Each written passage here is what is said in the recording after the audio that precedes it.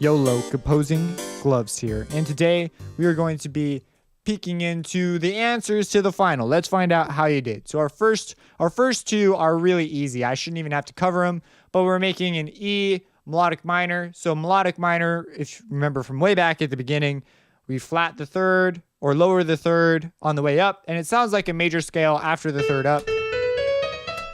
So it sounds like a major scale, and then going down, we lower the third, sixth, and seven. And so we have, as we can see here, we've lowered them because we know that the E typically has 4 sharps, right? But here we've lowered it. So there you go. Like that's what you should have done. Should be very easy question. Construct a D major scale. So we do that. 2 sharps, F sharp, C sharp. And again, a very easy question.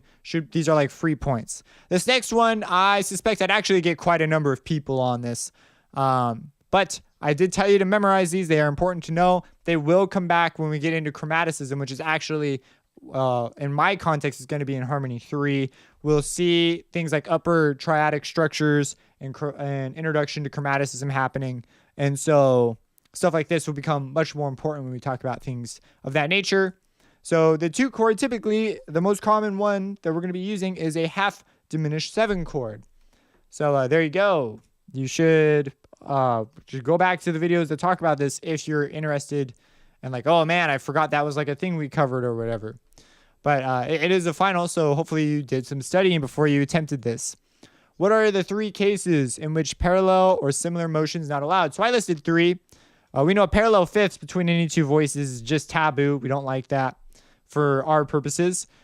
We have the direct octave, right? And that occurs when we have a leap in the soprano. So our soprano leaps and it's in similar motion with the bass, and the bass and the soprano move to form an octave. Not cool, bro man dude. So that's a direct octave, sometimes called a hidden octave.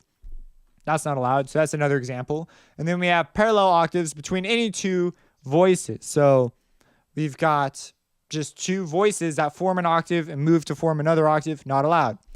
So there you go. There are 3 examples. There are a number of additional ones that you could have listed here, but these are the 3 I decided to list. Should have been pretty easy to do. Analyze the following passage with chord symbols and figure bass in bass position. So here's this passage we have here.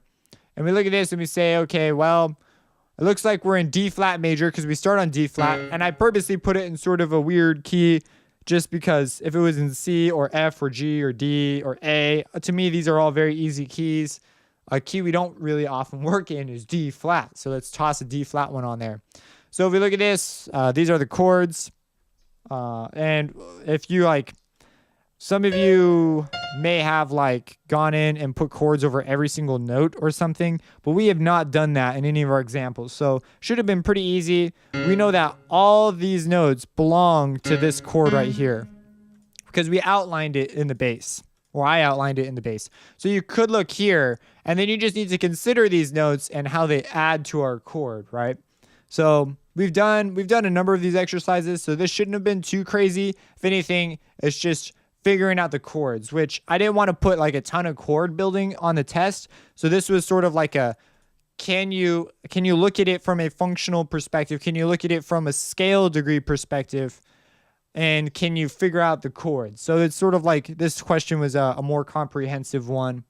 You may have gotten pieces of it right and other pieces wrong. This is what you sort of should have ended up with. Like you should have identified like, oh, this is a dead giveaway. This has got to be some sort of a 7 chord. And if it's a 7 chord, it's probably going to be the 5. And if you analyzed it and you found this D flat, that's A flat, you go, oh, it is the 5. So that makes sense, which is a strong indication this is probably a 1 chord. Things of that nature. Hopefully some sort of thought process like this went down. Next up, we have, I shrunk my instructions here because there's just a lot to write here, but we are constructing a root position 4-part harmony with no non-chord tones. So it's just half notes. We have a single focal point, which is what we want. And I keep it really simple. Don't make your life hard. I do toss in a 3 chord because I like the sound of the 3, although it is not used as often as other things, but it's not like taboo or anything. 1-3-1 is a little 1-3 to 6 is also very common, but 1-3-1 is not that bad. I quite like what I came up with. Here's what it sounds like.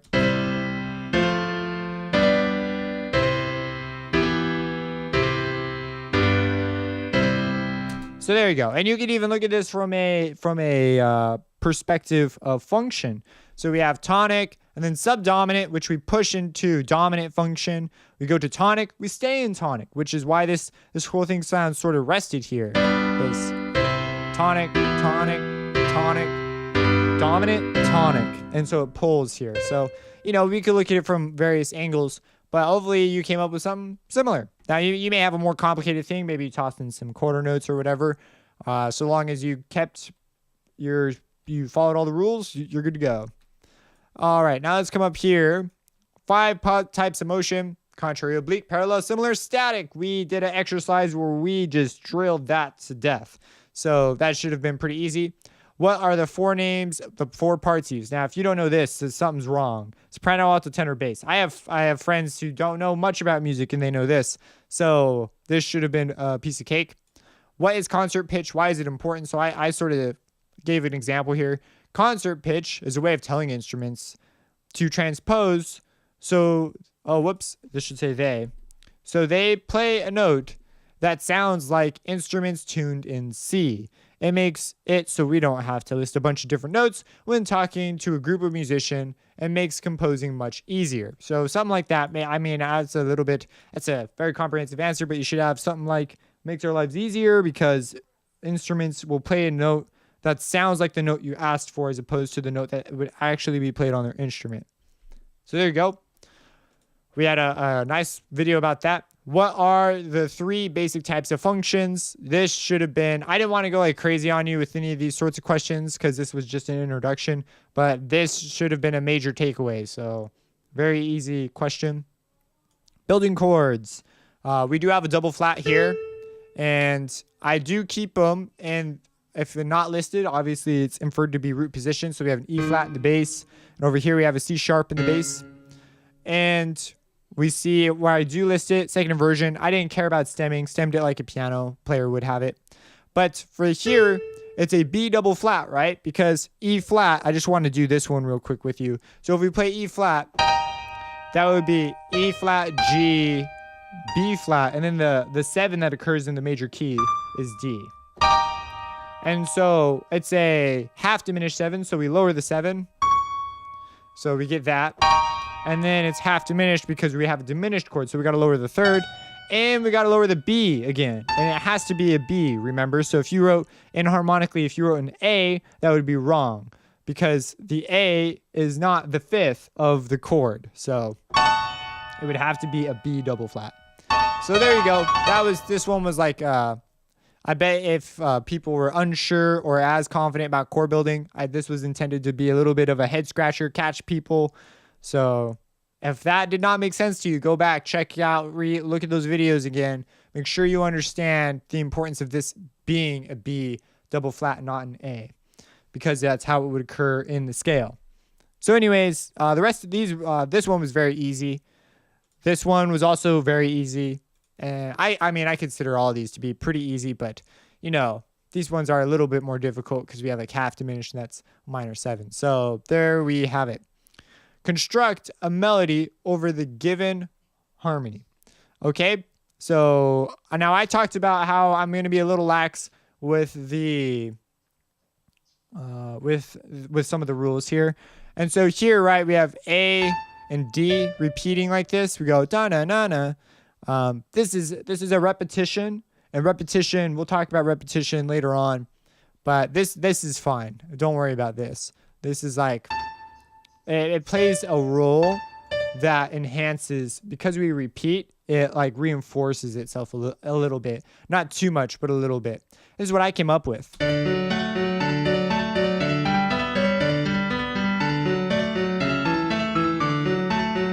And now this one's fine because we leap up like quite a ways, but we resolve back down. So a stepwise resolution downward, so we are good to go. And I quite like what we came up with, so followed the rules pretty much. We have one focal point. We follow the resolutions. This is the only iffy spot, but again, I've explained we have this repetition that reinforces what we're doing here, so we're okay. Yeah. What is contour? Shape. One word. Easy. Don't make it more complicated than it is. Musical. We could say musical shape, but it's pretty much shape. Now, I have a thing about when someone defines a word with one other word, but this gives the gist, and we've done quite a bit of talking about this, so I'm okay with an answer like this for this. Like, you get the idea of what contour is sort of about. I'm picturing you thinking of like some sort of a motif with a musical shape to it. And then we have, what is harmony? How two or more notes sound together. You play one note, play another note, you just made a harmony. What is voice leading? How notes tend to behave in a given context. So, for example, that wants to go up.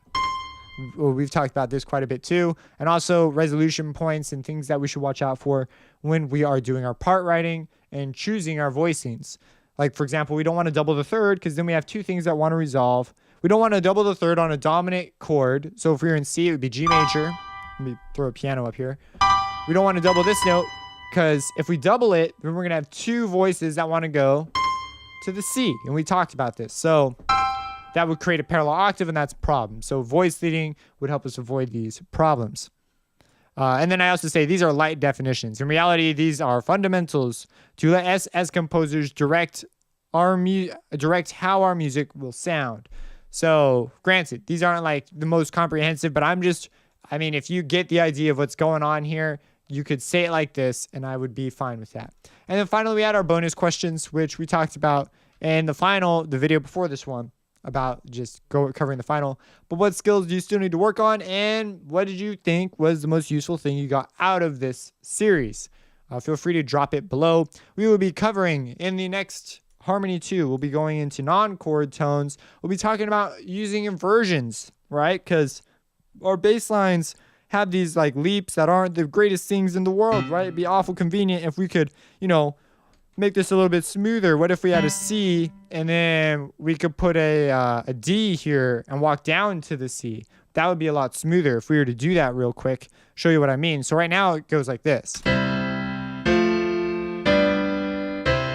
And so, it's sort of like spot, spot, spot, spot. And that's not very, elegant. It's sort of like a bunch of pictures. I don't know. It's like picture, picture, picture, picture, where in reality, we want all these pictures to be one picture.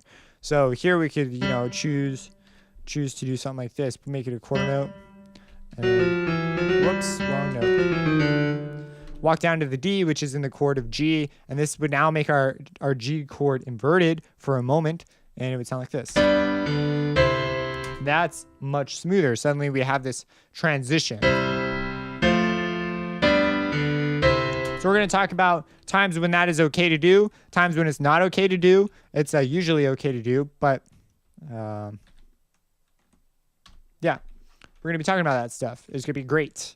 So that's up on the platter for our upcoming discussion. It's going to, after Harmony 2, you'll be fully prepped to get into chromaticism. We'll talk about things like secondary chords, so if you were to play like a 5 of 5. So if you're headed over to G, you would say, well, what's the 5 of G? And you go, well, that's D. And so we could go 1, 5 of G. So that's a 5, and it's a 5 of 5 because we're going to the 5 of C. And then if we were to toss in inversions, make it maybe a little bit smoother, we could go maybe a first inversion C. And then we go to a first inversion D, which is a 5 of 5, into the G. And actually, if you think about the 2 chord being with a raised third, we're basically running around in the Lydian mode. But we'll talk about, we won't talk about stuff like that for a while. But anyways, that is great. If you have any questions, let me know. If you have comments, concerns, accusations, I don't know, whatever you have. Subscribe, support me on Patreon, and have a blessed day.